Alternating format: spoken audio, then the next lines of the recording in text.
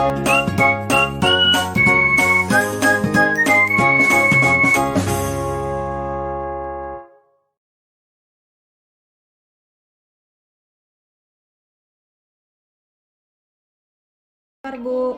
Waalaikumsalam warahmatullahi wabarakatuh. Baik, alhamdulillah Bu.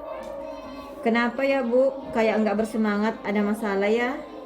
Itulah Bu, ada beberapa hal yang saya ingin sharing nih. Masalah apa ya? Jadi penasaran. Ini Bu, sebenarnya saya punya masalah mengajar di kelas saya, itu di kelas 4. Ada apa dengan anak-anak di kelas Ibu? Murid-murid di kelas saya di kelas 4 itu sepertinya kurang bersemangat Bu dan kurang antusias mengikuti pelajaran IPAS. Jika saya menjelaskan materi, mereka kurang fokus, nggak ada feedback. Juga jika saya melantarkan beberapa pertanyaan, bahkan mereka ada yang bercerita sambil bermain-main, tertawa. Saya jadi sebel Bu, apalagi setelah mereka ulang harian, nilainya sebagian rendah Bu. Oh begitu, jadi Ibu ingin gimana caranya supaya anak kelas 4 itu bisa fokus belajar dan mempunyai motivasi yang tinggi untuk belajar IPAS. Begitu kan Bu? Betul Bu, itulah yang membuat saya beberapa hari ini galau dan kepala jadi pening Bu. Oh jadi itu yang membuat Ibu pening. Tenanglah Bu, kira-kira menurut Ibu kenapa ya respon mereka seperti itu? Mengapa mereka kurang antusias sehingga motivasinya rendah untuk belajar IPAS? Menurut saya, sebagian murid saya itu Bu, memang malas belajar Bu. Mereka lebih suka berada di zona nyaman.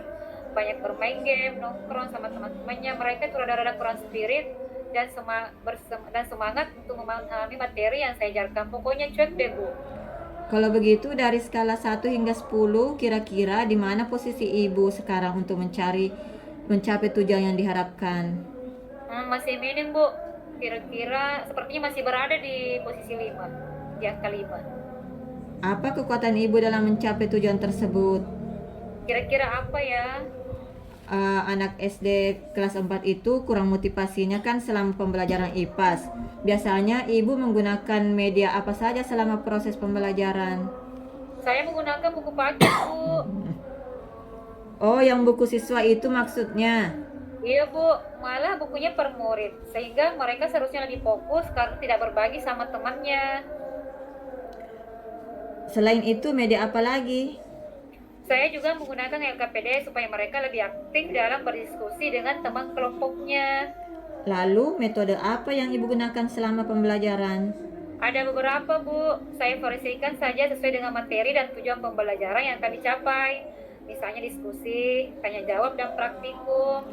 Ini salah satu bentuk kekuatan Ibu yang sudah miliki. Dengan penggunaan metode yang bervariasi itu sudah sangat bagus, Bu. Menurut Ibu, adakah cara lain supaya mereka tertarik belajar agar motivasinya lebih tinggi lagi dari kemarin-kemarin? Mungkin saya harus lebih inovatif dan kreatif ya Bu, misalnya menggunakan beberapa media interaktif, menggunakan LCD dengan membuat PPT. Di kelas Ibu ada proyektor? Tidak. Gak ada Bu, Wah, akan tetapi saya bisa meminjam sama operator sekolah di sekolah Bu. wah bagus itu Bu. Terus media lainnya apa lagi? Saya berencana menggunakan media online berbasis game Bu, seperti like worksheet, dan di akhir pembelajaran saya akan memberikan kuis melalui aplikasi Quizizz karena saya melihat mereka itu sering bermain game. Itu sungguh luar biasa Bu. Penggunaan berbagai media interaktif akan membuat murid kelas 4 lebih bersemangat. Kira-kira dengan ide Ibu itu apakah dapat membuat antusiasme murid semakin tinggi? Menurut saya, hal tersebut bisa memotivasi murid, Bu, karena kita seharusnya mengajar sesuai kodrat alam dan kodrat zaman, kan, Bu. Lagian, anak zaman sekarang itu tidak pernah lepas dari gadgetnya. Bahkan banyak yang sudah kecanduan game. Nah, dengan menggunakan media bervariasi dan interaktif, tentu saja akan meningkatkan motivasi murid dalam pembelajaran. Adakah hambatan atau kendala yang dapat menghalangi Ibu dalam meraih tujuan? Nah itu dia Bu, ini juga menjadi beban pikiran saya. Masalahnya pembuatan media interaktif itu Bu, gak semudah membalikan telapak tangan, butuh keahlian dalam IT Bu. Lalu apa solusi dari Ibu?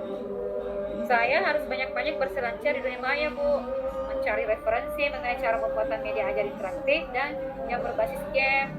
Betul Bu, sebagai guru profesional tentu saja harus mengupgrade kompetensi Ibu. Ibu juga bisa saling sharing dengan teman-teman yang mampu dan piawai dalam penggunaan IT. Wah, betul ya Bu. Nanti saya akan bertanya kepada teman dari sekolah lain juga yang pernah juara pembuatan media pembelajaran berbasis IT. Kebetulan beliau itu teman dekat saya juga. Baguslah kalau begitu, Bu. Oh ya, ada strategi yang akan Ibu lakukan untuk menjalankan rencana aksi itu? Saya harus berkolaborasi dengan teman yang memiliki kemampuan mumpuni dalam penggunaan IT, Bu, dan belajar secara mandiri melalui pelatihan online. Bagaimana jangka waktunya? Terus apa yang menjadi tolak ukur keberhasilan rencana aksi Ibu itu? Rencananya pada semester ini, untuk kali berikutnya saya sudah menggunakan berbagai macam media interaktif. Supaya saat murid kelas 4 ikuti penilaian akhir semester, nilainya pada bagus, Bu. Karena tentu saja mereka sudah fokus dan memiliki motivasi yang tinggi dalam pembelajaran. Masya Allah, mantap banget Bu rencananya ya. Ini berarti Ibu dapat menyelesaikan sendiri permasalahannya dan Ibu harus segera action ya. Alhamdulillah, Bu. Doakan ya supaya dimudahkan. Amin. Oh ya, apa komitmen Ibu terhadap rencana aksi tadi? Insya Allah besok saya akan mempelajari cara pembuatan LKPD berbasis game yang sudah banyak tutorialnya di YouTube, Bu, dan membuat media PPT dan kuis berbasis game pada aplikasi Quizizz. Lalu, siapa yang akan membantu Ibu untuk melaksanakan komitmen itu? Bagaimana kalau Ibu Tina operator sekolah? Oh iya, Bu, beliau kan sangat mahir jika berkenan dengan IT, sehingga kami bisa saling sharing juga, Bu. Saya yakin Ibu bisa melaksanakannya dengan baik. Semangat ya Bu, good luck. Insya Allah syukur ya Bu atas spirit dan doanya. Gimana perasaan Ibu sekarang? Alhamdulillah plong dan lega luar biasa Bu, karena permasalahan yang pelik itu sudah ada solusinya. Syukurlah kalau begitu Bu, Ibu sudah menyelesaikan permasalahannya sendiri.